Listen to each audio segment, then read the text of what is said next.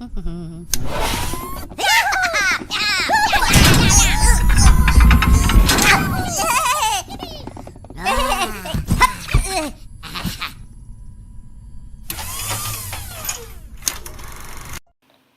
day, everyone, and thank you for watching. I am John Andre Lopinian. I am John Ray Balitor. I am Harold J. Maturan. I am Prime Justin Alvarez. And I am James Cases. And we are excited to present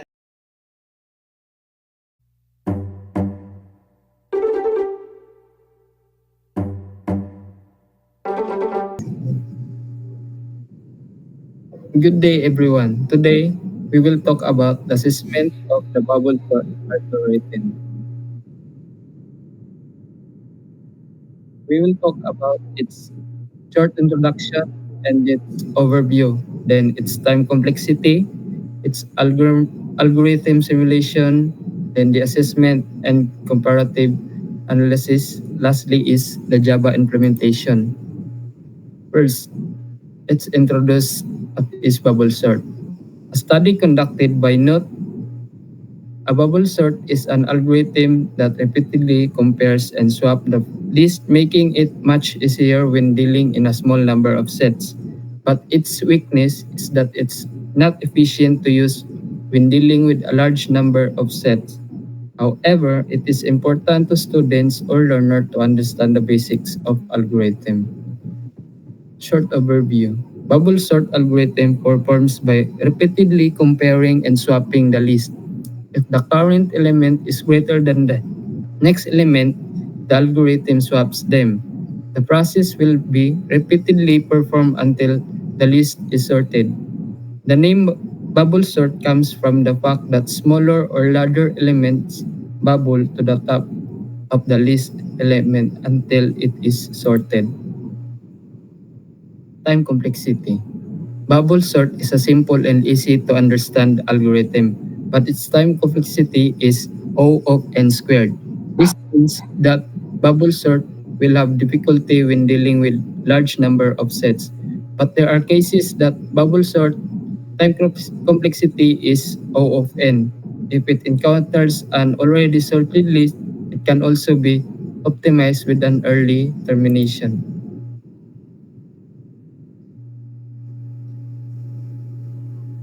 Good day. This is the simulation of bubble sort assessment. Real world simulation of bubble sort. Bubble sort is one of the most simple and easy algorithms that performs repeatedly comparing and swapping. Example of this is when a group of students standing during the flag ceremony in random order, the teacher wants them to line up from shortest to tallest. In this example, bubble sort algorithm can be applied by comparing and swapping each student until it is finally sorted. From the real-world simulation, there are some test cases that can help to understand the bubble sort algorithm easily. The first test is the comparison of two students. The tallest students goes to its correct position, then proceed to the second test. This test is repeatedly comparing each student until it is sorted. Next.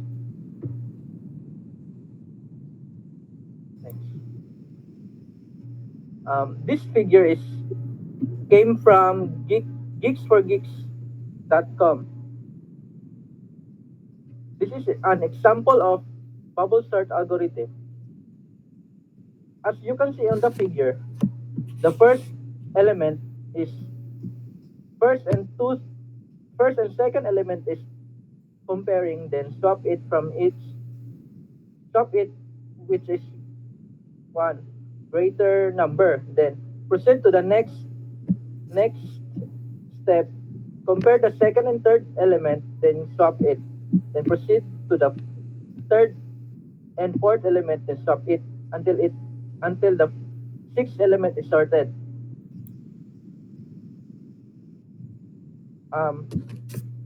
Then we need to find the second largest number, which is a 5. First and second element will be comparing then swap. Second and third element comparing then swap. until the 5 is sorted. Then compare the first and second element. As you can see, it is already sorted. Then this set is already sorted now.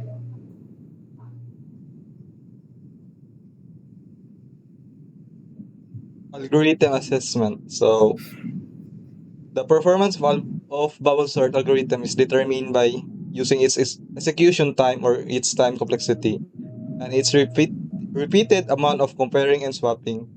This evaluation provide important information about how bubble sort really work.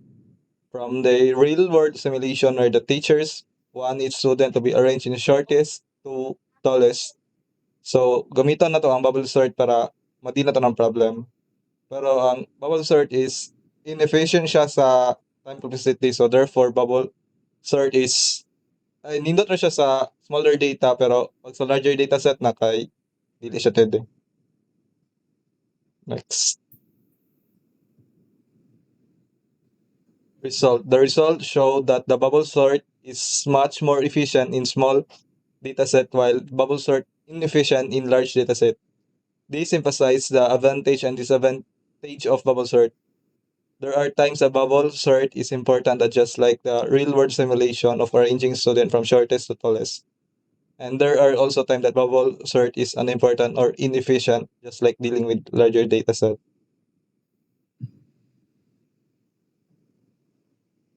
Algorithm assessment strength.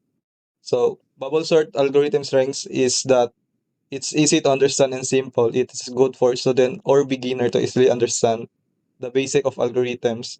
Also, one of its strength is that it perform very well in small number of set, making it more efficient to use. Comparative analysis na, so not a bubble sort, selection sort, o insertion sort. So, ang bubble sort is much more stable siya compared sa selection and insertion sort. Ang selection is, ninuting selection sort para pag-deal kag larger data set. And mas plus siya sa bubble o insertion. Ang sa insertion ra kay fewer swap and comparison compared to bubble sort and selection.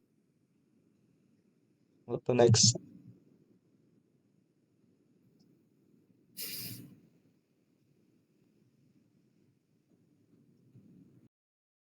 Public class bubble sort. Public static void bubble sort int r int n equals r dot length boolean swap. For int I equals 0, I less than n minus 1, I plus plus. This is the outer loop in it runs up to n minus 1 times, where n is the number of the elements in the array. It controls how many passes over the array are made. Each pass ensures that the largest unsorted value bubbles up. Swap equals false. This flag checks whether any swap happened during the current pass. For int j equals 0, j less than n minus 1 minus I j plus plus. This is the inner loop which compares adjacent elements. If array j greater than array j plus 1, this checks if the current element is greater than the next one. Int temp equals array j. The value at index j, the current element is temporarily stored in a variable called temp. Rj equals rj plus 1.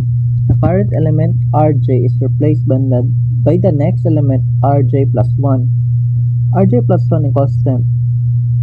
Finally, we assign the value stored in temp, the original rj to rj plus 1. This completes the swap between two elements. Swap equals true. This flag indicates that a swap occurred during this inner loop pass. Public static void main string args int data equals 64, 34, 25, 12, 22, 11, and 90. This is the data that we want to sort later using bubble sort. And then the remaining code is the code that print the sorted data. This is the output that the sample code we present. 11 to 90, where 11 is the lowest, 90 is the greatest, or 11 is the shortest, then 90 is the tallest. It is sorted now.